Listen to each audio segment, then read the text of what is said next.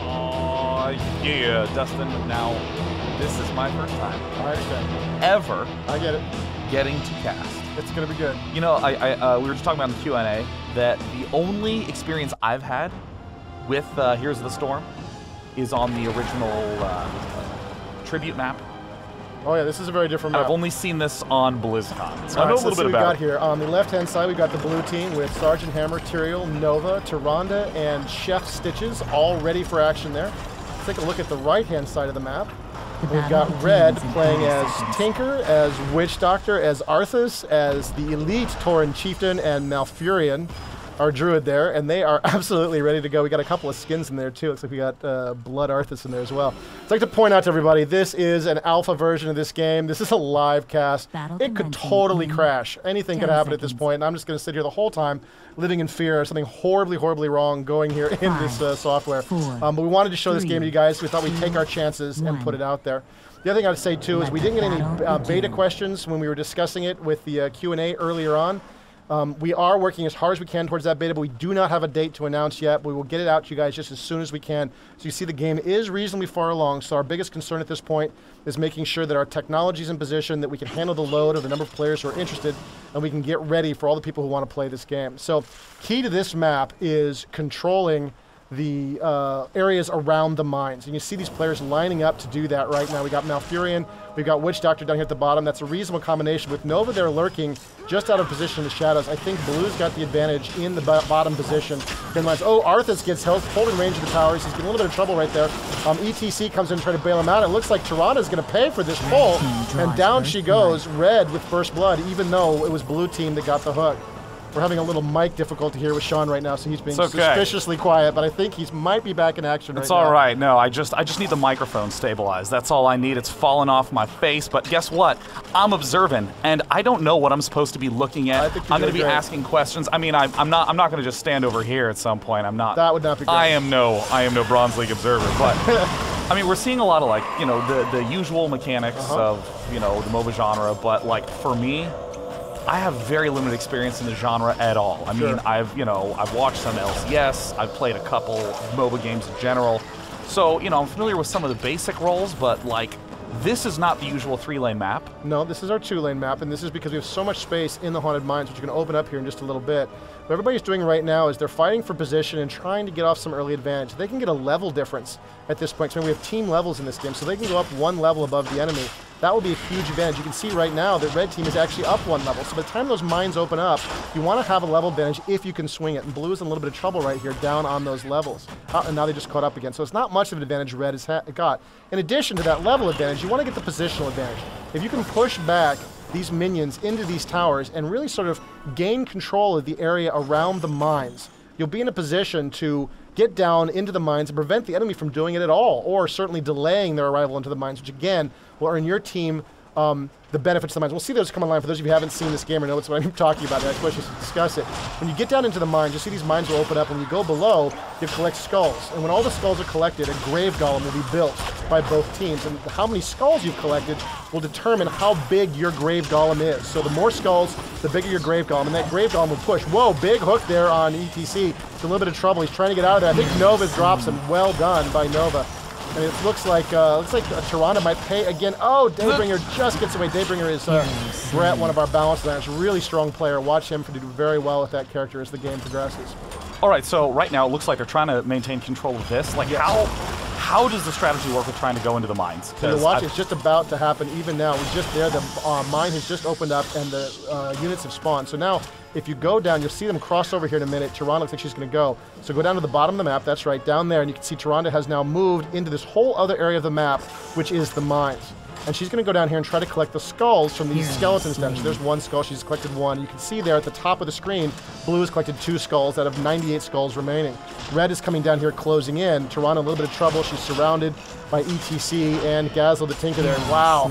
I was saying great things about Brett. He just got crushed. So it looks like Blue has got a little bit of advantage in the mines in terms of skull collect, but you saw Red had a strong presence down there in the mines in the top position.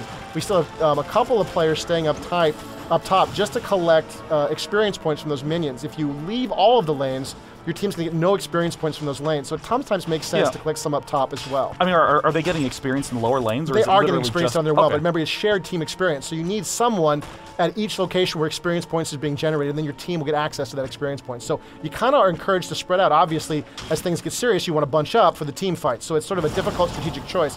You see here, red's really moving well together there as they maneuver around. Blue in a little bit of trouble. Red clustering well. There's a back attack there by Sergeant Hammer. Arthas in a little bit of danger. Down goes Witch Doctor, and Tyrande coming in as well. I think Red is getting surrounded here, 3-2-5, and absolutely annihilated. It looks like they're in total trouble. Another one down. I mean, tons and tons of kills for Blue in that spot. Every single hero is in the mines. I mean, is this pretty standard? I mean, I know that this is the big source of skulls, this mega dude. Yeah, it's pretty typical at this stage of the game. Later on in the game, as the heroes go up in levels and the mercenaries become a bigger part of the experience on this map, sometimes you will see players be a lot more strategic about who does and who does not go down into the mines, because you simply can't afford to leave your bases up top undefended, or you might be able to do more damage up top by leaving a few heroes up there. But at this early position, generally speaking, advantage in the mines is what you want. There's not a lot to be gained by staying up top, and so you see some players stay up top to maintain some kind of experience points advantage, but they won't leave any serious forces up there, and generally speaking, they'll commit everybody to the mines below. So I mean, right now it looks like Red is just trying to abate as much damage as they can in the mine to try to lower that, and they're pushing really hard up on the top. I mean, there's only really one blue hero down in the south lane. Yeah, so Red is sort of lost out in the mines. They knew they didn't get the lion's share, so they left Blue to clean up down there. And while Blue was cleaning up, Red tried to get something done. And so they went back and they got themselves a mercenary camp there, and now they're pushing hard against these lanes, trying to gain some kind of advantage from their defeat in the mines. Obviously, those golems are going to come up, and it's got 64 golems to 36, so Blue has the golem advantage. But honestly, at this point, that was a little bit of a fairly even exchange. I like the golem advantage for Blue, but I think Red did manage to get some stuff done down here. They've really pushed that top tower. They've got some minions down here. There's some of these siege giants that, if they're protected, which they need to protect them right now, might be able to do a significant amount of damage to that base as well. So Red is still absolutely in this game, even though that battle for the mines didn't really go that way, and you can see in the kills up there, they are struggling a little bit on the kills at 8-3 in favor of Blue. Okay, so walk me through a little bit of some of the more basic mechanics, because I mean, every MOBA game has its rules about how experience sharing works, about where the big chunks of experience are. Actually, maybe we should wait, because the golems are on the field. Pretty significant. So that golem is just going to charge those towns. He's just going to honey badger his way forward and smash everything he possibly can that gets in his way. And so you can see he's going to blast his way through these towns, and a big team fight's going to develop right here. We got a bunch of battling going on here. At the same time, those siege giants are moving to engage as well. So this is a big advantage right there for Blue in that top lane. In the bottom lane, you can see how much smaller the Grave Golem is for Red, and quickly Tyrande, their Daybringer, is going to drop that Grave Golem and really end that threat. While up top, this is going to likely crack this front gate, and the Blue is not really protecting this Golem very effectively. So it looks like Red's going to take this down as well for not a ton of significant damage. They took a beating here, but it wasn't as bad as it could have been. Well, I mean, how much should a team be focusing on protecting his own golem versus destroying the enemy team's golem? Like, what are really the depends on the scenario, depends on the characters you have in play, it depends how much damage your team has taken in that area of the map already. At this stage, you can really make some choices. Later in the game, sometimes the golem will really force your hand. You can see a big team fight is developing up here in top lane. The carnage is everywhere, and it looks like Blue is once again, well, I don't know, they're backing up. I thought they were in good position there based on the damage, but they're all pretty wounded, and with that ultimate cast by Malfurion, all of those healing is really kept in this game. Malfurion gets hooked by Stitches, immediate support coming from everybody around him. Stitches in a lot of trouble right there. Starfall coming from Tyrande doing a lot of damage as well. ETC trying to get off his ultimate, doesn't really catch anybody in it, and Blue and Red, he both lose a hero in the resulting battle, and Blue getting absolutely hammered. So earlier on, it looked like Blue was doing very well in the team fights, and you can see the kills are starting to even up. But now at 10 kills for Blue and 7 kills from Red, from previously they were down like by 5 or 6 kills. You know, a lot of these abilities is the first time I've ever seen them, but of course, having played a lot of Warcraft 3, you know, being a big strategy gamer, I recognize a lot of them just based on the art. I mean, how often are those assets? How important is that for it to, you know, to connect back to the previous franchises? They've so changed over the years, so we can't use exactly the same assets. We're using the same visual clues so that you can have that recognition between different heroes. So if you've seen a Starfall from a Warcraft 3 hero or whatever, you have a chance to recognize that when you get into the game as well. And obviously, we're trying to make as much of those connections as we can.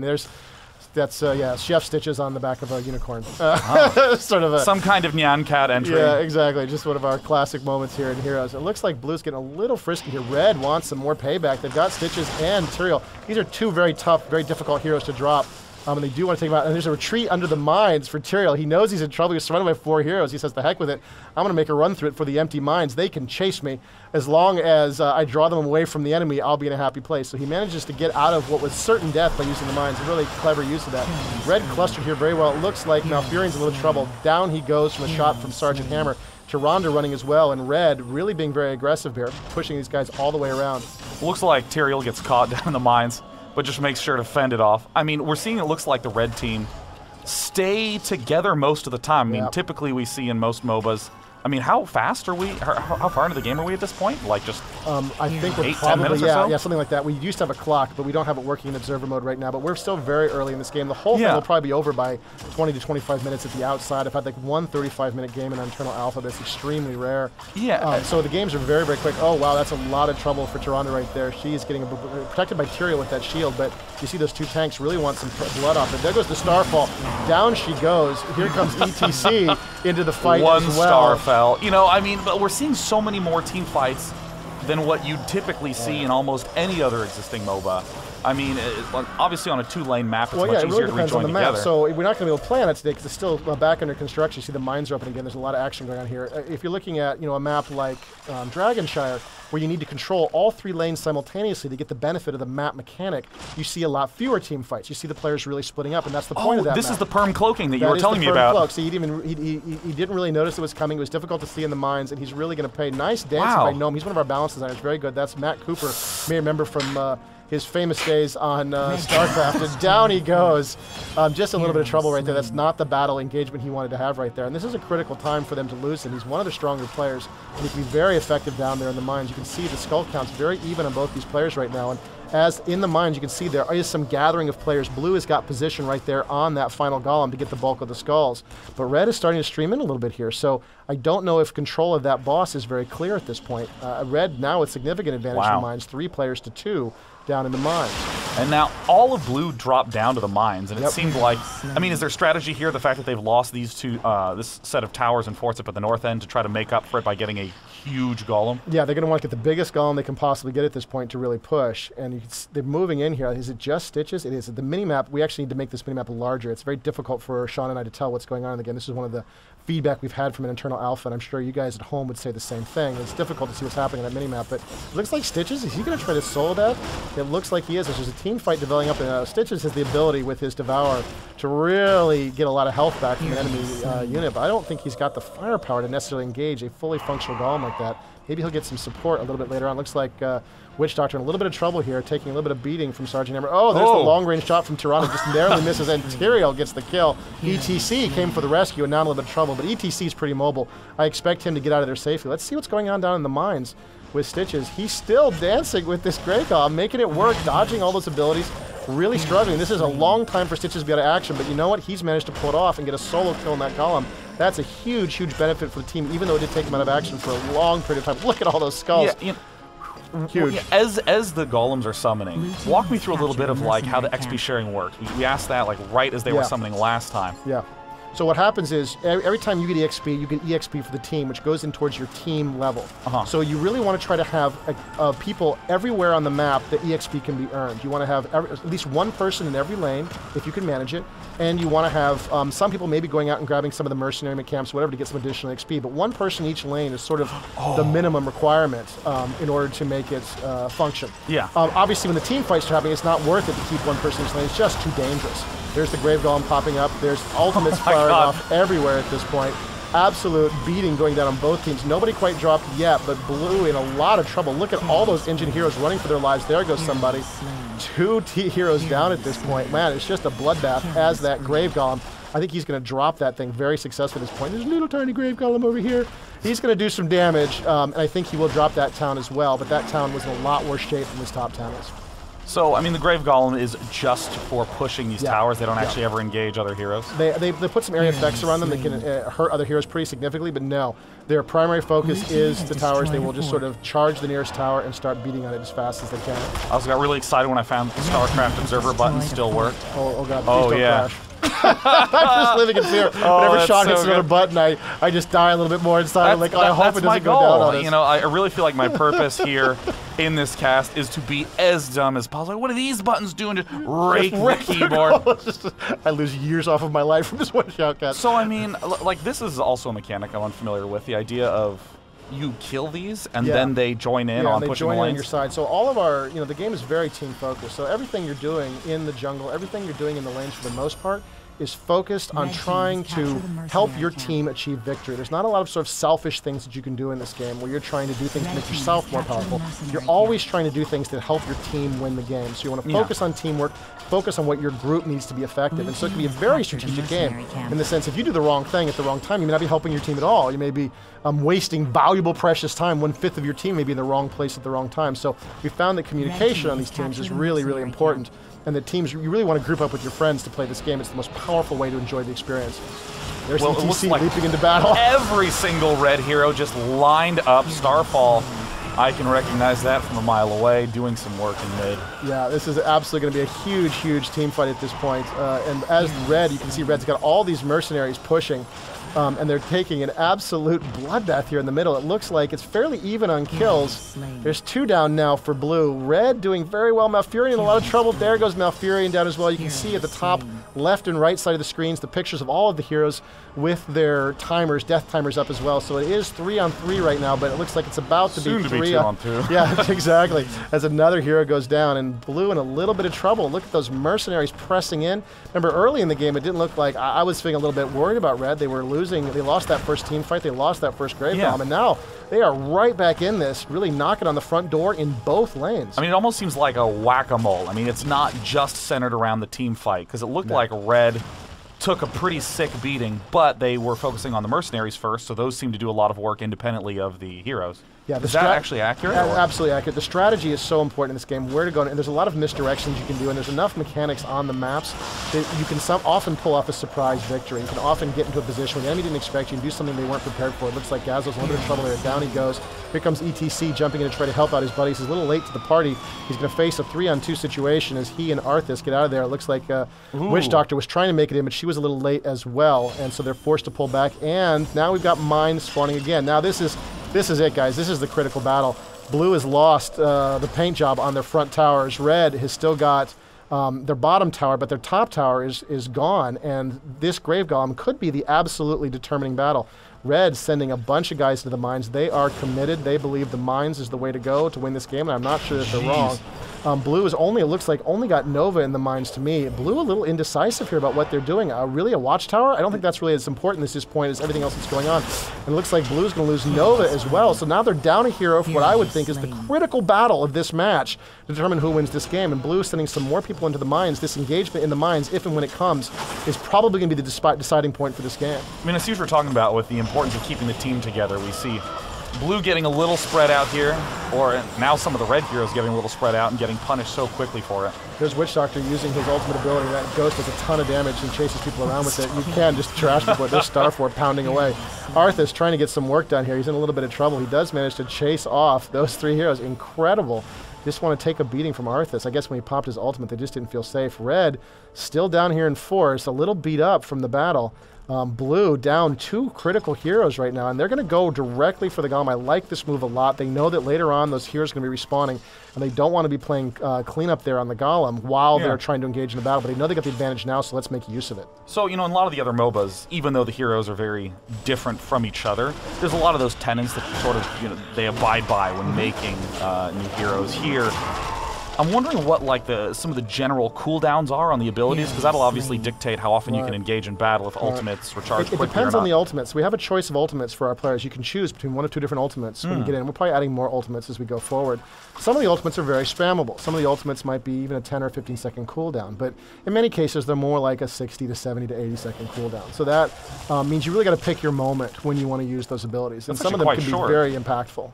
I mean, that's short in a general sense. But given a 20-minute game, right? You still got to pick your moments. You're gonna get to do it maybe 8 times at critical moments over the course of the game, maybe sometimes 6. And there's a Gnome, it's Matt Cooper, a balance designer. They're picking off some. Oh God, 5 to 75. Yeah, this is going to be rough. The red has got serious advantage. This is going to be really difficult for Blue. Now Blue has grabbed a mercenary mechanic, and they want to try to get some work done here. I mean, like, what hope does Blue have in this position? Because, I mean, It really depends on the next team fight, yeah. right? We had a little bit of a burp there. I'm glad it didn't crash. I almost died there for a moment.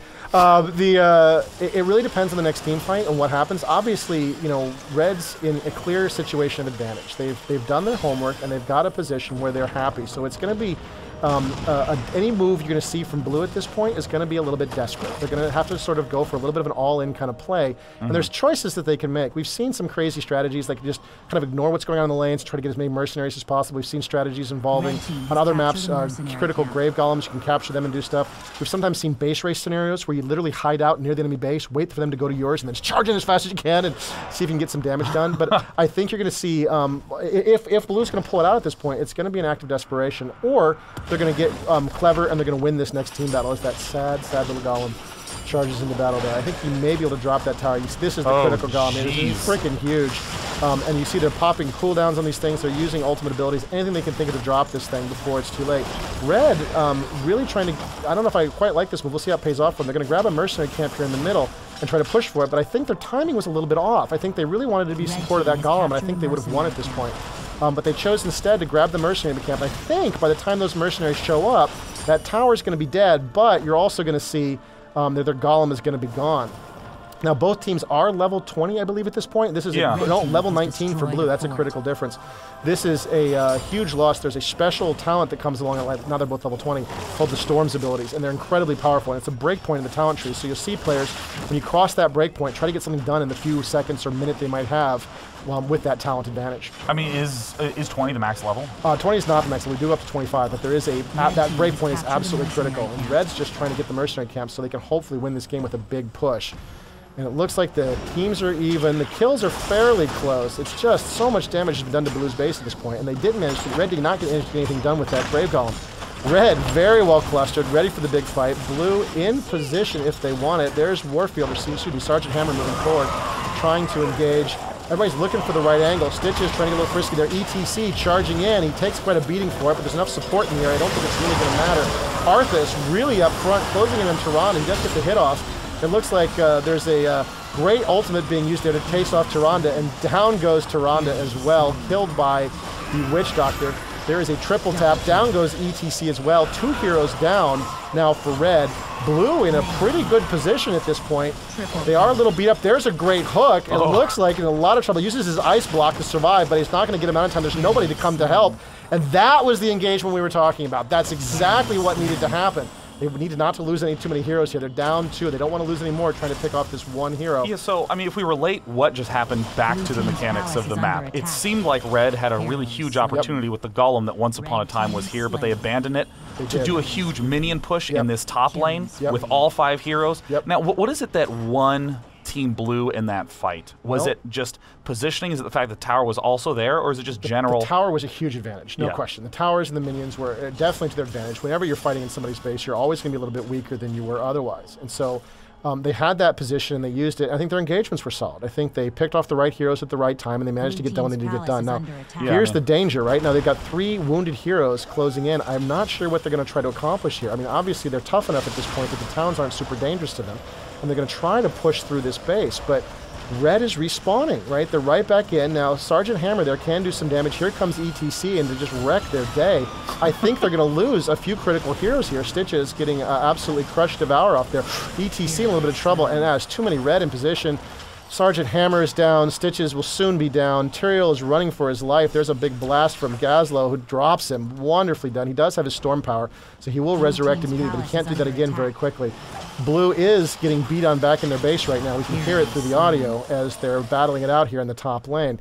Honestly, I thought they won that team fight. It put them in great position, and they are still in this game, but I kind of wish Blue would have the opportunity to make a little bit more of that temporary advantage. They had all 5 Red heroes down. Admittedly, 3 of them were pretty beat up at the time, but I was hoping they could get more done with that. And now they're right back kind of where they're at, with Red back in the game, still with the advantage in the lanes, still with a, not with a new Grave Golem, of course, but their Grave Golem will respawn where it died, so it's going to respawn pretty much right next to the core. And here goes Red finally coming in and pushing out that castle they wanted to kill in that first attack. So right now the Haunted Mines are open, but it looks like Red has just decided we're going to abandon that. Yeah. This is the opportunity This is that we feel like we had before. Yeah, the core is so vulnerable at this point. There's the ultimate from Witch Doctor trying to chase off the heroes. You can see the area effect from that ability is so significant. The core is absolutely taking a beating. The heroes do so much damage at this point of the game. You really need to control the area under base. I don't think there's target anything firing it they right can now, do. and there it is. Just right-click core, and that is GG, the end. Well done, Team Red. Blue, you had a chance for a minute, and you made it glorious and great, but in the end, Red pulls it out. Yeah, I mean, like, now, in terms of local strategy versus global strategy, like, there was a lot of moments where you're saying, oh, you know, this is a good opportunity to go for the Grave Golem. No, this is a time when they need to cluster together and go for a team fight.